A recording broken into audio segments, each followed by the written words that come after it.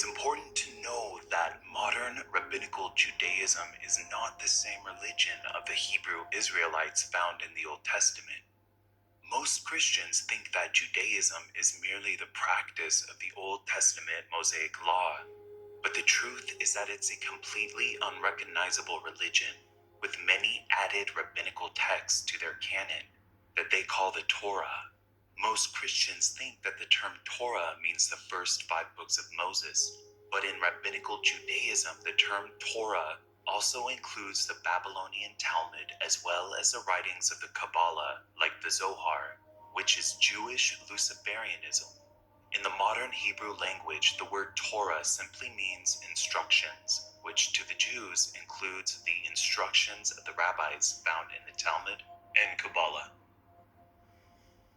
The Jewish Babylonian Talmud not only rejects Jesus as the Messiah, but has incredibly hateful things to say about the Lord and Savior. So blasphemous that it grieves my soul to even speak this out loud, but it's vital we learn the truth about rabbinical Judaism. Rabbi, what are those books behind you? Hi, my name is Rabbi Raps. I teach you what you should have learned in Hebrew school, and people always want to know, what are those books? And those are the Talmud, the most fascinating set of books, I believe, in the world. Over 15,000 pages, written over 500 years, quoting over 500 different rabbis, talking about all areas of Jewish life. This is the most misunderstood book. I get so much hate mail about things the Talmud says. Why don't we actually study the Talmud? Yes, let's study the Talmud. The Jewish Babylonian Talmud is available to read online at sefaria.org.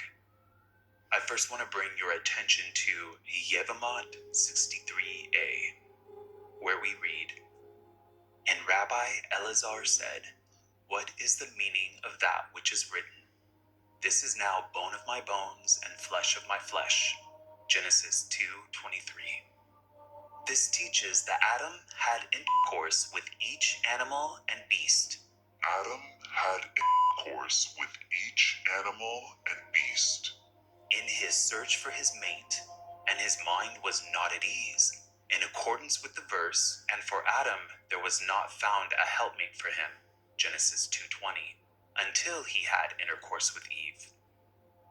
The Talmud contains dialogue of high-profile rabbis who banter back and forth about legalistic details regarding the most vile sexual acts.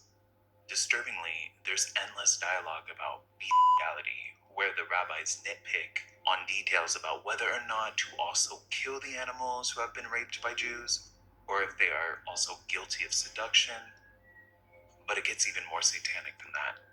As you read through the Talmud, you learn that rabbis cling to the age of 3-year-old little girls as a special number. Let's scroll to Ketubot 11b, where we read, "Rava said that this is what the Mishnah is saying.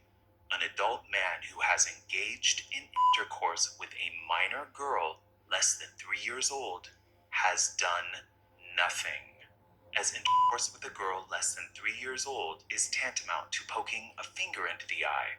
In the case of an eye, after a tear falls from it, another tear forms to replace it. Similarly, the ruptured hymen of the girl younger than 3 is restored."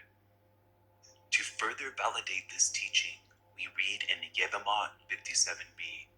We too learn in the following Bereta that there is no legal significance to an act of intercourse with a girl less than 3 years old. And then it goes on to say that a girl 3 years and 1 day old can be betrothed via sexual intercourse.